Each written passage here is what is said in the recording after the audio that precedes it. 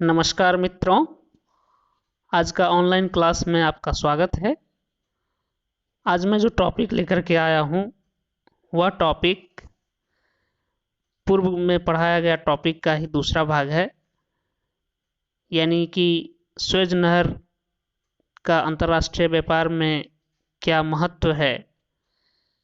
इस टॉपिक पर मैं आपको पहले भी एक ऑनलाइन लेक्चर दिया था और बताया था कि इसे 2 भाग में मैं पढ़ाऊंगा और आज यह दूसरा भाग उसका है। तो आज के ऑनलाइन क्लास में मैं इसे पूरा कंप्लीट करूंगा। इससे पहले कि पिछले ऑनलाइन क्लास में मैं क्या चर्चा किया था कुछ उसका संक्षेप में बता दूं। तो इससे पहले जो मैं चर्चा किया था स्वेज नहर के बारे में थोड़ा सा इंट्रोडक्शन दिया था आपको, फिर बताया था इसका निर्माण और स्थिति क्या है, निर्माण कैसे कब क्या हुआ, फिर इसका ऐतिहासिक पृष्ठभूमि के बारे में चर्चा किया था, फिर बताया था स्वेज नहर मार्ग का रास्ते में पड़ने वाले प्रमुख पत्तन के बारे में, और बताया था कि स्वेज नहर मार्ग से व्यापार करने वाले देश कौन कौन से हैं और कितनी जहाज़ें गुजरती है इस मार्ग से। पुनः बताया था आपको स्वेज नहर से व्यापार की जाने वाली वस्तुएं कौन कौन सी हैं। फिर कुछ प्रमुख देशों का चर्चा किया था जो कि अपने उत्पादों को यूरोपीय देशों में भेजते हैं और उन उत्पादों का भी मैं चर्चा किया था।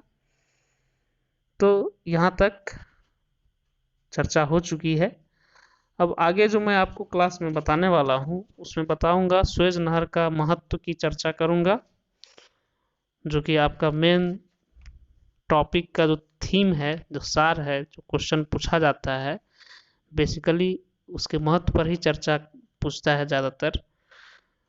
तो महत्व पर चर्चा करूंगा, फिर आपको बताऊंगा कि इस जलमार्ग पर कुछ देशों का किस तरह से राजनीतिक प्रभाव है, किस तरह से इसका राजनीतिकरण होता है, और फिर यह भी बताऊंगा कि स्वेज नहर मार्ग बनने से क्या नुकसान हो रहे हैं, क्या इसके दोष हैं, और इस तरह से लास्ट में निष्कर्ष इसका दे करके मैं फिर क्लास खत्म करूंगा। तो आइए अब इसके महत्व पर चर्चा करें। तो इस नहर के महत्व की चर्चा करें तो वह इस प्रकार से हम देख सकते हैं। स्वेज नहर निर्माण के पहले पश्चिमी यूरोप तथा उत्तरी अमेरिका से एशिया तथा पूर्वी अफ्रीका जाने वाले जलयान कैप ऑफ गुड होप से होकर जाते थे, लेकिन अब इस नहर के निर्माण के बाद पूर्व और पश्चिम के विभिन्न बंदरगाहों के मध्य दूरी कम हो गई है, जिससे समय एवं ईंधन की बचत होती है। तो क्यों न कुछ दूरी के बारे में भी चर्चा हो जाए कि कितनी दूरी की कमी हो गई।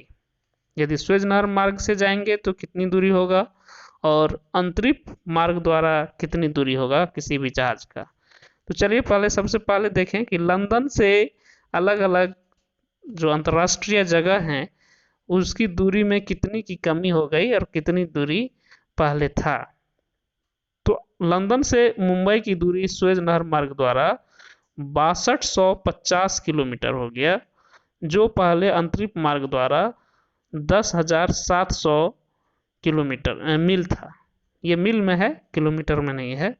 तो लंदन से मुंबई की जो दूरी है वह 6250 मील है और अंतरिक्ष मार्ग द्वारा यही दूरी 10,700 मील है।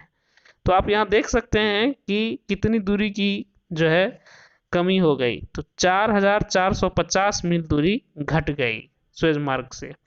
उसी तरह से ईरान की खाड़ी 6400 मील है लंदन से और अंतरिक्ष मार्ग से यही दूरी 11,200 मील होता है। तो इस तरह से स्वेज मार्ग से 4800 मील की दूरी घट गई। अब देखिए यहाँ पर कि लंदन से ही सिंगापुर की दूरी स्वेज नहर मार्ग से 8270 मिल है, वहीं अंतरिक्ष मार्ग से 11,840 मील है। तो इसमें देखें यदि दूरी की कितनी कमी हो गई तो 3,570 मील की कमी हो गई। अब है हांगकांग। लंदन से हांगकांग की दूरी 9,690 मील है, वहीं अंतरिक्ष मार्ग से इसकी दूरी 13,160 मील है। यहाँ पर भी देखेंगे कि 3,470 मील की दूरी घट गई। योकोहामा की दूरी सुएज मार्ग से 11,250 मील है, वहीं अंतरिक्ष मार्ग से इसकी दूरी 14,570 मील है। यहाँ भी हम देखते हैं कि इसकी दूरी 3,320 मील जो है वह घट गई। अब कुछ न्यूयॉर्क से दूरी हम देखते हैं। न्यूयॉर्क से मुंबई की दूरी 8,200 मील सुएज मार्ग से है। अंतरिक्ष मार्ग से यही दूरी 11,450 मील हो जाता है। तो देखें यदि दूरी कितना घट गया तो 3,250 मील की दूरी सुएज मार्ग बनने से घट गई। ईरान की खाड़ी से न्यूयॉर्क की दूरी 8,400 मील है, यही अंतरिक्ष मार्ग से 11,900 मील है। तो यहाँ भी आप देखेंगे कि 3,500 मील की दूरी घट गई। न्यूयॉर्क से सिंगापुर की दूरी 10,170 मील है, जो अंतरिक्ष मार्ग से 12,430 मील है। यहाँ भी दूरी 2,260 मील घट गया। हांगकांग से जो दूरी है वह 11,600 मील और अंतरिक्ष मार्ग से देखें तो 13,750 मील है। तो यहाँ भी दूरी 2,150 मील की कमी हो गई। तो इस प्रकार आप देख रहे हैं कि सुएज मार्ग के बनने से कितनी दूरी में तेजी से कमी आई। अब दूसरा जो इसका इम्पोर्टेंस है वो है Suez canal route serves nearly 75% of the world population, यानी कि सुएज नहर मार्ग जो है वह विश्व की 75% जनसंख्या की जो है वह सेवा करती है, यानी इससे लाभ लेता है 75% आबादी। इसके कारण इस नहर से गुजरने वाले जहाजों को पर्याप्त संख्या में यात्री और माल दोनों प्राप्त होते हैं।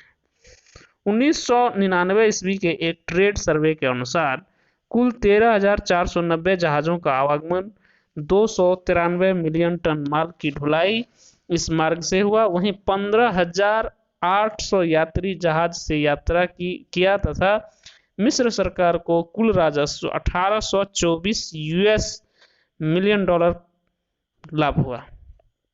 जबकि पनामा नहर के मार्ग में उत्तरी एवं दक्षिणी अमेरिका के किनारे सघन जनसंख्या के क्षेत्र नहीं है।